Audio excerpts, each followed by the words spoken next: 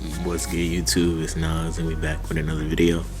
Road to 300 subscribers, of course. We're gonna keep posting every day, but today's video we're gonna be talking about Lamarcus Aldridge, and Lamarcus Aldridge is one of the most underrated power forwards of all time. Yes, he didn't get that ring that would really cement his career, but during his time there, he was really a bucket, and there was no really stopping him in the mid-range. At the mid-range spot, because he was one of the best mid-range scorers I've ever seen too. But in his rookie season, Lamarcus Aldridge, in the 2006-2007 season, he averaged 9 points per game, 5 rebounds, and 0.4 assists. Obviously not established yet. His second season, he averaged basically 18 points per game, 7.5 rebounds per game, and 1.5 assists. That major jump from his rookie season. And these were the seasons where he was playing, for his first couple seasons, he was playing with Brandon Roy, who was already an all-star. And imagine that Lamarcus Aldridge, Brandon Roy duo, if Brandon Roy never got hurt. Like, it's just, I feel bad for Brandon Roy, because Brandon Roy was a bucket. And I have to do a Brandon Roy video. I might do a video next if y'all want to see it. But yeah, they was just a 1-2 punch. Once Lamarcus Aldridge got his stats up his second season, and then his third season, the 2008-2009 season, Lamarcus averaged 18 points per game, 7.5 rebounds, and 2 assists. In the 2009-2010 season, he averaged 18 points per game, 8 rebounds, and 2 assists. Obviously, the numbers staying in the 18s, 17s, whatever you want to call it. And then the next season, he had another jump. In the 2010-2011 season, he averaged 22 points per game, basically 9 rebounds and 2 assists. And another thing you could say about Lamarcus Aldridge is that he was consistent, and with everything he does, he was going to get either 20 and 10 or 18 and 10. And that's what he went out there and did for the Portland Trail Blazers when they didn't really have nobody else but him. No one they could actually rely on that could actually help him until, obviously, Damian Lillard would arrive. And that wouldn't be until 2 seasons. In the 2011-2012 season, Marcus Aldridge averaged 21.5 points per game, 8 rebounds, and 2.5 assists. And then when Dame got to town in the 2012-2013 season, Dame's rookie year, Lamarcus averaged 21 points per game, 9 rebounds, and 2.5 assists. And it only sucks they only got to play 3 seasons together, because Lamarcus Aldridge is considered a Portland Trail Blazers great, and Damian Lillard, obviously, we saw the career he would have in Portland, and he didn't have any help there. And you can't use Lamarcus Aldridge as an excuse, because he left the very 3 seasons after he gets drafted. So imagine that Damian Lillard, Lamarcus Aldridge duo past 3 seasons if Lamarcus never leaves for San Antonio. When the 2013-14 season, he averaged 23 points per game, 11 rebounds, and 2.5 assists. He was still the number 1 option on this team.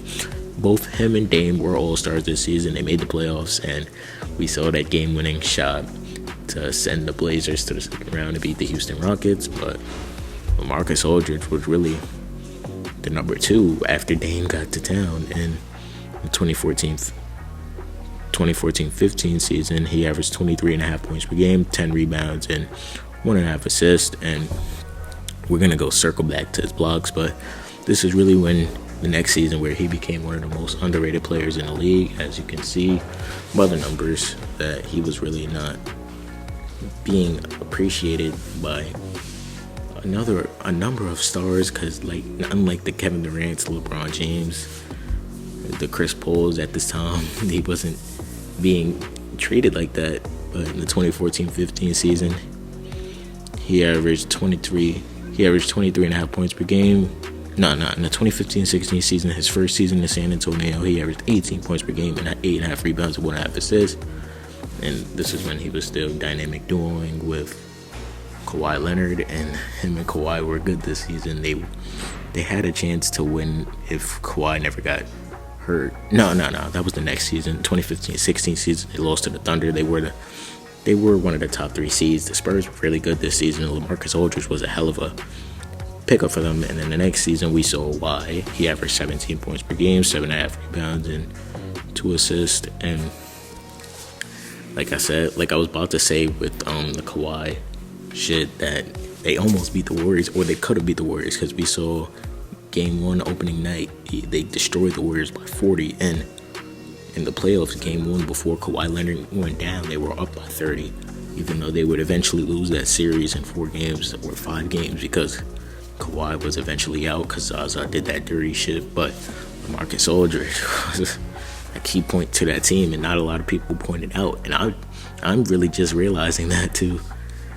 But in the 2017-18 season, Kawhi didn't play this season, so obviously Lamarcus' stats would be up. He averaged 23 points per game, 8.5 rebounds, and 2 assists. Yeah, this would be his highest scoring season since 2013-14 season, so obviously he still had his skill. He was just not being recognized as one of the best players in the league, which I don't really understand why. But in the 2018-19 season, he averaged 21 points per game, 9 rebounds, and 2.5 assists. The 2019-20 season, he averaged 19 points per game, 7.5 rebounds, and 2.5 assists. He was basically, let's not even say basically, he was consistent for almost 12 seasons, and not a lot of people talk about his longevity when they talk about all of these longevity seasons, because he's consistently played over 70 plus games.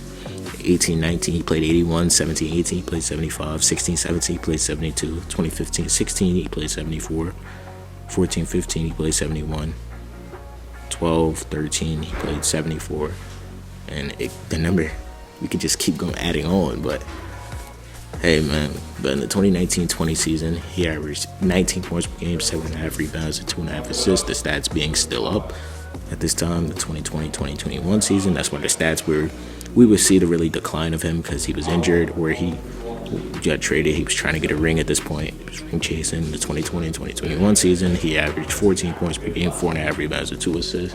And he would have a ring by this time if Kevin Durant's foot was not on the line. Let's be 100% serious, bro. That Nets team was good, and if Kyrie Irving never got hurt, Lamarcus Aldridge could be a champion. Like, a lot of people could be champion. James Harden could be a champion. Kyrie Irving could have his second. KD, I don't know why I thought of LeBron. KD could have his third by himself without Curry. But hey man, in that combined season, he played 5 games for the Nets that season. He averaged 13 points per game, 4.5 rebounds, and 2.5 assists. And obviously, his last season, he was forced to retire, and then he came back. He averaged 13 points per game, 5.5 rebounds, and 0.9 assists. But Lamarcus Aldridge was one of the most consistent stars or underrated stars that this game has ever seen. And Lamarcus Aldridge was a 7-time All-Star in 2012 through 2016, 2018, and 19. And all those stats, he was only a 7-time All-Star, which is crazy to me. He was a 2-time All-NBA second team in 2015-18, All-NBA third team in 2011, 2014, and 2016, and All-Rookie first team. But I just wanted to make this video to talk about the career of Lamarcus Aldridge. Let me know how y'all feel about Lamarcus down below. Subscribe. Hope you enjoyed. I hope you guys enjoyed this video. If y'all want to see some more, there's a video on the left and the video on the right. Click on them.